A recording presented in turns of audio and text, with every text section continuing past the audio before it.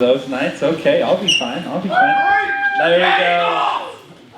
My guy, I can depend on you. If we've never met, my name's Jeremy. I'm the college pastor here, and I'm so glad you're here. I'm so glad you're here. We have a bonfire hopefully tonight. There's a chance. You may have driven, you may have been like, oh, it looks like it might rain outside. We think the same thing. So either after this we're going to have a bonfire, or we're going to have something inside. I'm not sure. But my goal is to maybe lessen the time between now and the bonfire. And really, I'm the main person between you and the bonfire. I see that. My goal today will be to emphasize the text. So I'm not going to spend too much time making it fun. That sounds really lame. But we're just going to talk about the story today. So if you guys have a Bible, we're going to be in John 11. And that's the story of Lazarus. And if you've never heard the story, it has a great end. If you're really familiar with the story, this is kind of a long story. How much of that are we going to read today? More than you would think. You're thinking, we're going to walk through the whole story. We're going to spend a lot of time reading the text today. But here's what I believe. I believe what we're going to see in this text today is something that all of you need. It's something where our, human experience draws us towards relying on ourselves or relying on just not thinking about anything. And I think in both of those ways, we're going to see Jesus tell us that, gives us value to today and value for the future. And I'm not sure what you're saying. Don't worry. Ride the wave. We're going to get there. I was thinking of a childhood story of mine that I thought connects. I have two brothers. I'm the youngest. I don't know if some people think that's very clear. Some people are really surprised. I don't know what that is. I'll talk to my therapist about it.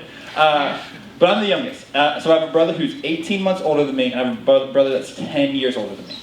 And so when I was 11, we would have Christmas together. My family is the weird version where we would do gifts on Christmas Eve. Hey, I'm not trying to sell you on that, but that was a great experience for us. Loved it. So we would do gifts on Christmas Eve, and my grandma got us the same gift every year. She would give us a gift card. Well, actually, she would give us cash. In the form of a card. She would put it in a card. I don't know if I'm getting a little lost here. She would put cash money in a card, and we would put that card on the tree. So we would see all of our money on that tree for about a month, because Grandma was ahead of it. She wasn't waiting till Christmas Eve to give us that card. We had the money before we had the tree, usually. All right. So we would see this money. So I remember my favorite Grandma Christmas year. She typically gave us all the same amount of money. I am 10 years younger than my oldest brother, and I still got the same amount. Think about that experience for him. Loved it for me. I can't imagine now. But we all got the same amount every year. Grandma, she had a locked-in same amount every year. So this year, we just kind of flipped it up on the order. So my middle brother, his name's Josiah, one of my favorite people in the world, one of the main people who can just get upset at anything. He's both those things. Favorite person, gets angry very fast. He opens his card, and he's a little bit just disappointed. He's like, oh, Grandma gave me $10. Hey, $10 when you're 13? It could be worse. It could be worse. Some of you are like, that sounds like a lot. Some sounds like a little. I'm not sure. It was medium for us. It was like, Grandma, but Grandma. You know what I'm saying? So then, this is where the story it was the best experience of my life. Then my brother Justin went. 9 years older than my other brother, 10 years older than me. He opens his card, and he's like, wow, Grandma gave me $100. And I like to instigate. So I look straight at my brother. My brother trying to keep it together, but he's already a little upset. He's like, what?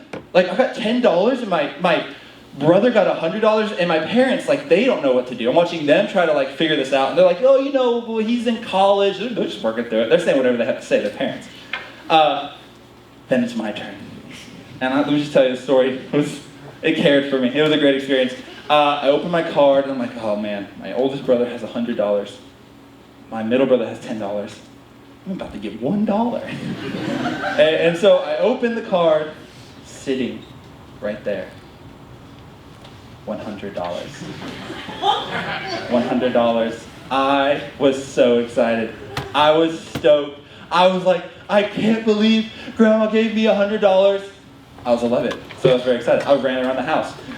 While I was excited, my brother, who's my favorite brother, and also the most quickly to get upset brother, lost it. crying, screaming. He's like, this is unfair, this is unjust. He didn't talk like that, but he was very concerned that there was something wrong here. And imagine my parents. My parents didn't know what to do. They didn't look in the cards. So my parents were like, how would you deal with that? So my parents are like, oh, and they didn't have good answers. None of us did. None of us cared, except for Josiah. And so he's just getting so upset. And at some point, but my mom is like just trying to be like, what is going on? And she's like, Josiah, like, what did you get? And he's like, I got $10. It's so unfair. Grandma hates me. And she goes over and she looks and she's like, no, Josiah, you have $100. My brother got so worked up and he had the same amount. Grandma's fine, right? So grandma's safe. She's still a good grandma. But I think of that story for this point, that my brother believed something. And my goodness, did it not inform how he lived his life. That guy was seeing red. He kind of had a terrible Christmas. I think of that as one of my favorite Christmases. My brother would not consider it a top tier Christmas. My brother's belief deeply informed how he lived his life. I think in a much more significant way, we're going to see this in the text today, that what we believe, and what we believe about life and death, I think informs how we live our life. So that's where we're going. So we're going to read John 11. Sorry, I'm going to try to drink this water, but this could be a little coffee up in here. John 11, 1 through 16, and here's what I want you to see. I want you to see that Jesus changes how we view our lives today and our lives forever. So John 11, 1 through 16, here's what it says. Now a certain man was ill, Lazarus of Bethany, the village of Mary and her sister Martha. Mary was the one who anointed the Lord with perfume and wiped his feet with her hair. Her brother Lazarus was ill, right? Kind of said that again. So the sisters sent a message to Jesus, Lord, he who you love is ill. Lord, he who you love is ill. But when Jesus heard it, he said, this illness does not lead to death. Rather, it is for God's glory, so that the Son of God may be glorified through it. Accordingly, though Jesus loved Martha and her sister and Lazarus, after having heard that Lazarus was ill, he stayed 2 days longer in the place where he was. Maybe some would say, that doesn't seem like there's an urgency there, right? It's like, hey, he's ill. He's like, I'm going to send him spend 2 more days. Jesus has a different perspective than everybody else. All right, verse 7. Then, after this, he said to his disciples, let us go to Judea again. The disciples said to him, Rabbi, the Jews were just now trying to stone you and are going there again? Jesus answered, are there not 12 hours of daylight? Those who walk during the day do not stumble because they have the light of the world. But those who walk at night stumble because the light is not in them. After saying this, he told them, our friend Lazarus has fallen asleep, but I am going there to awaken him. The disciples said to him, Lord, if he had fallen asleep, he will be all right. It's kind of a normal answer. We make fun of the disciples. That's a natural conversation flow there. But Jesus, however, had been speaking about his death. But they thought that he was referring merely to sleep. That makes sense. Then Jesus told them plainly, Lazarus is dead. For your sake, I am glad that I was not there, so that you may believe. But let us go to him. Thomas, who was called the twin, said to his fellow disciples, the most Debbie Downer thing, let us also go, that we may die with him. It's kind of just like, end on a high note. It was like, here we go. Hey, I don't want to camp out on this text. Some of you in your life group have talked about this. If you're not in a life group, I'll give you a couple highlights, all right? A couple things I want you to see. Jesus loved Lazarus. That's important to see. You're like, I said it twice in the text. It isn't that Jesus is like, oh, this person that he's heard about, that he doesn't care about is sick, and he's like, I'll get to it when I get to it. No, Lazarus is somebody that Jesus had like a really close friendship with. I think that's important for what we're going to see as we go through the story. And you kind of read that. The second thing is Jesus' view of death is different than his disciples. Jesus refers to Lazarus as being asleep. And, I think sometimes we can look at how we talk today, and we captured some of that from Jesus. If you've ever, is that me? So you tell me if I need to change anything. We sometimes will talk about somebody dying, and we'll say they're falling asleep. We can just turn this off. Can we hear me? We're good? Yeah. Hey, back row. If I ever am not talking loud enough, just raise your hand. Right? You'll do that? Yeah. Please don't yell at me. I'll be so disrupted. But if you raise your hand, that'll be great. What was I saying? I'll get there in just a second. Falling asleep. Falling asleep thing. Hey, we'll talk about somebody falling asleep and we'll be like, we'll kind of lessen how we talk about that. We'll say, hey, they're in a better place. They're falling asleep. We'll say those languages, but that's actually something that sometimes can be pulled from this. But that's not what they did in that context. So Jesus, when he says they're falling asleep, he is talking very differently than them. That most of them, we're going to talk about in just a second, they had a different view of death. So for Jesus to even use the term falling asleep, he's not trying to be sensitive towards the disciples. He believes something different about death. Y'all capturing that? Different. We'll talk about it in a second, but it's different. Two more things. Jesus was aware of Lazarus' situation. Just want to play the devil's advocate. Some people are like, well, maybe he wasn't sure that he was dying. Well, we see that Jesus knew he was dying. We see that Jesus said he was dying, and then when he dies, Jesus says to his disciples, I'm glad I wasn't there because it's going to essentially bring glory to God. Jesus knows what he's about to do. Like, just a little spoiler, if you never read the story of Lazarus. Hey, Lazarus will be raised from the dead. What? I know. Thank you. This is what I love that. It is not that Jesus is figuring it out as he goes. There is a couple moments in this story where Jesus' response is not the response I would have if I knew I was going to raise somebody from the dead. That's not what I'd say. I'd have a different posture. So then the last thing, not really super important for the flow today, but the Jews were the religious leaders and they wanted to kill Jesus. They wanted to kill Jesus because he reinterpreted the law. They had a version of the law that was oriented around works and kind of working for holiness for an afterlife if they believed in it. Jesus disrupted it. Jesus said, instead of working yourself into salvation, he's pointing people to believe in him, which we're going to see more clearly in those texts. If you capture those four things, we'll rest. If none of those four things make sense, it's going to be confusing for you. All right. John 11, 17 through 27. Here's what it says. When Jesus arrived, he found that Lazarus had already been in the tomb 4 days. Now Bethany was near Jerusalem, some 2 miles away, and many of the Jews had come to Martha and Mary to come console them and their brother. When Martha heard that Jesus was coming, she went out and met him, while Mary stayed at home. Martha said to Jesus, Lord, if you had been here, my brother would not have died. But even now, I know that God will give you whatever you ask of him. Jesus said to her, your brother will rise again. Martha said to him, I know that he will rise again at the resurrection of the last day. Jesus said to her, I am the resurrection and the life. He doesn't say, I bring resurrection and life. Hear this again. I am the resurrection and the life. Those who believe in me, even though they die, will live. And everyone who lives and believes in me will never die. And he asked her a pretty cutting question. Do you believe this? She said to him, yes, Lord, I believe that you are the Messiah, the Son of God, the one coming into the world. So here's where I kind of want to camp out. I just kind of want to walk through this conversation. So we see Martha's statement in verse 21, or verse kind of 17 and 21. Maybe you read this and you're like, she kind of is a person of faith, right? She says, Lord, if you had been here, my brother would not have died. But even now, I know that God will give you whatever you ask of him. Some people will take that and be like, man, Martha is a person of faith. I think to avoid getting in the weeds, I would hesitate to do this because I think it can make it seem like God's word is inaccessible. I don't believe that. But when you look at like the language here, if you look at the Greek, it's easier to see. There's like a sentence construct here that is tipping its hat to this. That what Martha's saying is something that's like kind of passive aggressive. Does that make sense? If you're like, I don't know Greek, don't worry about it. I don't know. I just read the smart people. And the smart people say, that's what they're saying. And they go through all those things. I got lots of books to point you towards. But what they say is it's constructed in a way where she's kind of saying something harsh in a context where she can't be harsh.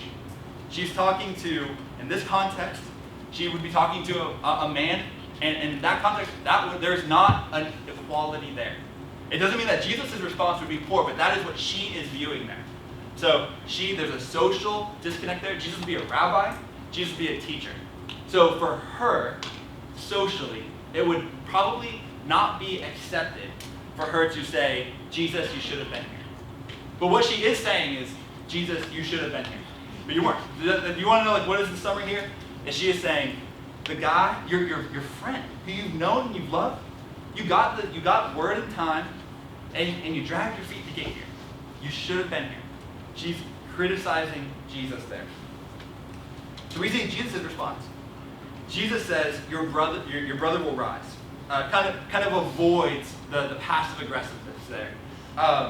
Your brother will rise. And then I love her response is she heard his words and did not hear what he said. Right? She's like, I know that he will rise again in the end. Right? Jesus saying he's about to rise in about 10 minutes. She's like, I know at the very end of all things. Different answers, different perspectives there. Really, what's fascinating here is Martha is kind of keying in on a pretty common religious debate. If you've read John, if you've been in John, you'll see it. There's two groups. There's the Pharisees and there's Sadducees. And beyond just having two kind of silly names, they disagree on something. So if you're like, man, what's the difference between them, right? Here's one difference. You can just write this away. The Sadducees, there's a song that they're like, they're too sad, you see. I'm trying everything I can to not sing that song right now. And I'm proud of me. Hey, the Sadducees believe this. The Sadducees emphasize the first 5 books of the Bible. They believe it. Like they would not say the whole entire first 36 of the Bible are equally important. They would say Genesis, Exodus, Leviticus, Numbers, Deuteronomy are the most important books ever. And if you read those 5 books, you'll see that it doesn't talk about the afterlife in any really tangible way. So the Sadducees are like, it's not in the first 5 books, so it doesn't exist. So the Sadducees' framework, and we actually see the Sadducees ask Jesus questions to try to trick him about this. But if you don't believe in an afterlife, here's what the Sadducees lived out. They were saying, what does it mean to be religious? It means living for today. And it wasn't in like the pagan way, but they had all of their values on living today. Because there's nothing afterwards. There's not just heaven or hell. There's nothing afterwards. And I think that we don't have to look far to find that perspective, right? Like I have friends that they don't, like, if you don't have these friends, you should. My friends who are not Christians have a different view of life than me, right? I believe that there's life after that, they don't, and it informs how they view their life. And my friends are leaning heavily into today. Sometimes in a way that hurts them, right? Like I was talking to somebody pretty dear in my life, and they're talking about like, I don't need retirement because I just want to be happy today. Some of that lived out is where that gets, right? They're just trying to think about and enjoy today. That is kind of hopeless. I think about a perspective of if this was it. I think it means something that typically leads to like existential crisis. It almost seems like our minds aren't wired for that. And I think that would be something that we see in the Sadducees. So that's one group. The other group would be the Pharisees. They believed in an afterlife. But they didn't believe you get there in the same way. So the Pharisees believed you had to earn your afterlife, and it would just be for like good people. You had to live a holy life. So the Pharisees were the people who wrote all of these laws around the law. They put like a hedge around the law. So like really popular examples. The Sabbath has an idea of resting. Well, the Pharisees, they had rules of how many steps you could take. They had rules of what you could do, what you couldn't do. Why? Because they didn't want to work. They wanted to be holy because they wanted a good afterlife. Think about that framework. Think about if your life after death was dependent on what you did. It would be pretty stressful, right? I would be stressed. Maybe it's just me. I feel like I look at my life and I feel like I'm missing my own metrics. Pharisees, we look at them and they're so super hostile towards Jesus. Of course they are. Jesus is pushing against this framework for them. So I bring this back to Martha. Martha just said, I know Lazarus will be there at the end. She's siding with the Pharisees. She's not agreeing with Jesus. Here's what Martha's saying. I know Lazarus was a good person, and I hope to see him again. It was anchored on what Lazarus was doing. It wasn't at all anchored on what Jesus was doing. Y'all track with me on that? Does that make sense? All right. That's important to see Jesus' response. Here's what Jesus says to them. Jesus says, I'm the resurrection and the life. The one who believes in me will live even if he dies. And he goes on to flip it there. But Jesus says, I am the resurrection and the life. And I think that speaks into both of those groups. You know, the Sadducees, I think it's extremely sad. I'm trying not to just keep saying sad with Sadducees, but here we go. The Sadducees, I think their perspective is kind of hopeless. And I think what Jesus says and offers is hope. And I think eternal truth. That like there's life, there's meaning beyond today. There's meaning beyond today. We aren't just living for now. There is something important coming. But here's the difference. He doesn't just have this futuristic sense. He also says life. It values today. The Pharisees would be like, we need to just do all of these things today because we want to think about the future. Jesus is also validating that he brings life today. And think of like life and resurrection. You think about life kind of has like a present text. Resurrection kind of has like a futuristic idea. But Jesus is saying, I am life today, and I'm hope for the future. He's both those things. And it's not found in what those people were doing. It was found in him. For us, I think we can read this text and we can kind of breeze over this. Jesus is saying something so different to them. Jesus is saying something where they would be so concerned about trying to be holy. And Jesus is saying, your holiness is found in me. There's a perspective difference there. So he says this. Talks about hope is found in me, that hope today and hope for the future. And then he kind of lives this out. So here's the last part of the text. I think there's a couple of things I want to see, and then we're done. We're going to see Jesus heal Lazarus in 11:28 through 44. Here's what it says. When she had said this, she went back and called her sister Mary and told her privately, the teacher is here and is calling for you. And when she heard it, she got up quickly and went to him. Now Jesus had not yet come to the village, but was still at the place where Martha had met him. The Jews who were with her at the house were consoling her, saw Mary get up quickly and go out. They followed her because they thought that she was going to the tomb to weep there. When Mary came where Jesus was and saw him, she knelt at his feet and said to him, Lord, if you had been here, my brother would not have died. When Jesus saw her weeping, and the Jews who had come with her also weeping, he was greatly disturbed in spirit and deeply moved. Hey, first thing I think is different. If I know I'm about to resurrect somebody from the dead, I don't know if I'm going to move into their sadness right there. Jesus is moved by their sadness, even though he knows what he's about to do. Keep an eye on that. 34. He said, where have you laid him? They said to him, Lord, come and see. 35. Jesus began to weep. It's the shortest verse in all the Bible, and I think it's extremely comforting. 36. So the Jews said, see how he loved him? But some of them said, could not he who opened the eyes of the blind man have kept the same man from dying? Then Jesus again, greatly disturbed, came to the tomb. It was a cave, and a stone was lying against it. Jesus said, take away the stone. Martha, the sister of the dead man, said to him, Lord, already there is a stench, because he has been dead for 4 days. Jesus said to her, did I not tell you that if you believe, you will see the glory of God? So they took away the stone, and Jesus looked upward and said, Father, I thank you for having heard me. I know that you always hear me, but I have said this for the sake of the crowd standing here, so that they may believe that you sent me. When he had said this, he cried out with a loud voice, Lazarus, come out. The dead man came out, his hands and feet bound with strips of cloth, and his face wrapped in the cloth. Jesus said to him, unbind him and let him go. Hey, that's an absolutely crazy story. Let's just admit that, right? If you're a Christian, you're like, I've heard that story a lot. That's an absolutely wild story. I think there's some also key things I would want to point out. First thing, hey, death for 4 days. You're like, why 4 days? That would just be another way of knowing that somebody's dead. Like, that would be beyond confirmation. Like, 3 days would be confirming that somebody's dead. And maybe to like help understand that is, I would say, I don't want to brag about the 21st century, but I feel like we have a good grasp if somebody's dead. We kind of figured that out. Some of you are doctors, and you might think I'm wrong. I don't know. I'm a doctor. I'm a pastor. But from my understanding, I think we have a good grasp on it. We just know. Hey, if you've ever like read like medieval stories or like the ancient world, they did not have as clear of a grasp. It's a little scary. If you find like coffins with like scratches on it, scary. Hey, we're about to have a bonfire. Let's not think about that. But let's just hear like 4 days is them just culturally knowing dead.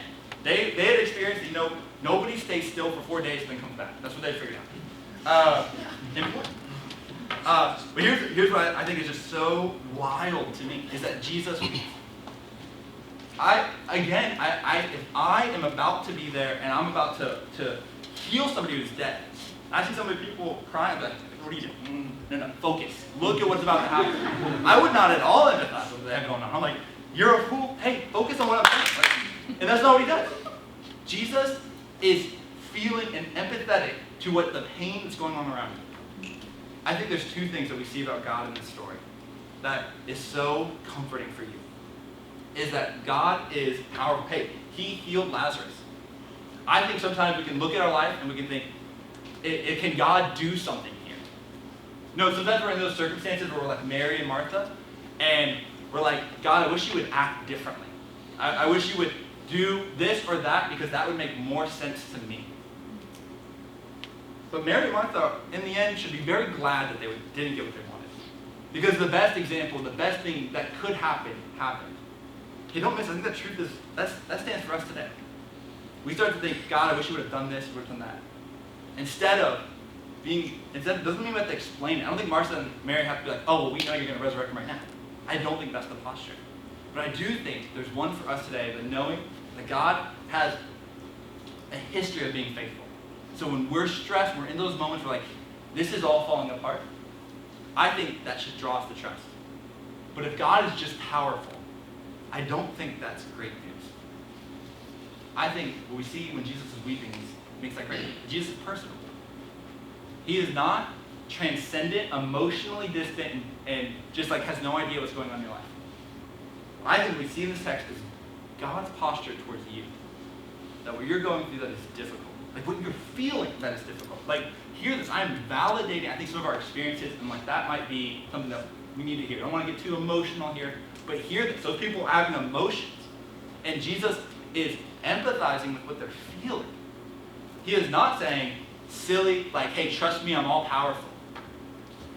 They are feeling hurt, and Jesus is empathetic to them. I think the best news for all of us in this room is that Jesus is both personal and he's powerful. He doesn't just know what we're going through, because if he just is like empathetic, just like personal, that's just a really good friend. But that's not the best news, right? Jesus both knows what we're going through and has the power to work in our lives for what we need. Right? And so there's a hope there. That what do we need? And I think that comes back to, Jesus says, I'm the resurrection and life. What we need is we need a hope that's anchored outside of us.